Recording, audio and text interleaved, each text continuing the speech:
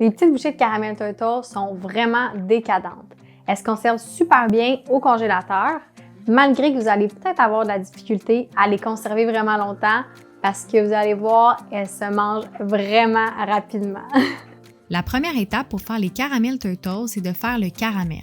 C'est vraiment important de partir le rond seulement une fois que tous les ingrédients sont dans la casserole.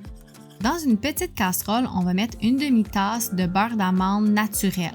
On veut que le beurre d'amande soit liquide comme celui-ci.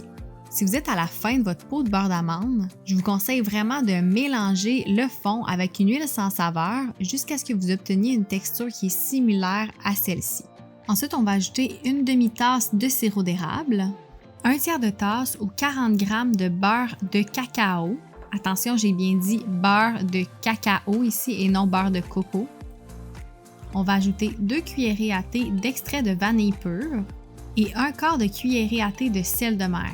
Oui, ça vous paraît peut-être beaucoup de sel de mer, mais c'est vraiment la quantité qu'il faut pour avoir le bon ballon entre le sucre et le sel dans le caramel.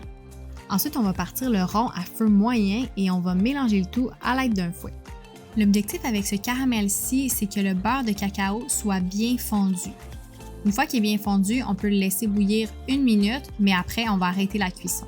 Une fois que le caramel est prêt, on va venir tapisser une plaque à biscuits de papier parchemin et directement du chaudron, on va venir verser le caramel en petites bouchées sur la plaque à biscuits. Vous devriez être en mesure de former une trentaine de bouchées. Une fois qu'on a versé tout le caramel, on va prendre des pacanes qu'on va couper en deux avec nos doigts et on va venir mettre environ 3 à 4 morceaux de pacane sur chaque bouchée de caramel. On va mettre la plaque au congélateur environ 1 heure ou jusqu'à ce que le caramel soit bien dur. Quand les caramels commencent à être bien durcis et bien gelés, on va faire un bain-marie pour faire fondre 1 tasse et un quart ou 200 g de chocolat noir.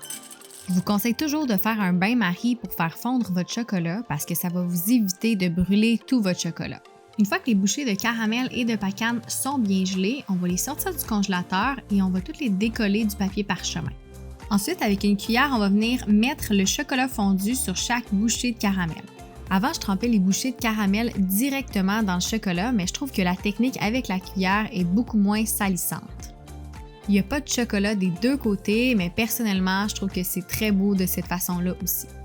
S'il vous reste du chocolat fondu à la fin, vous avez juste à le répartir entre les bouchées qui ont le moins de chocolat dessus. Une fois qu'on a réparti également le chocolat sur toutes les bouchées, on va remettre la plaque au congélateur jusqu'à ce que le chocolat ait redurci. Ça va prendre environ 15 à 30 minutes. Ils sont vraiment délicieux directement quand ils sortent du congélateur. Personnellement, c'est là que je trouve que leur texture est idéale.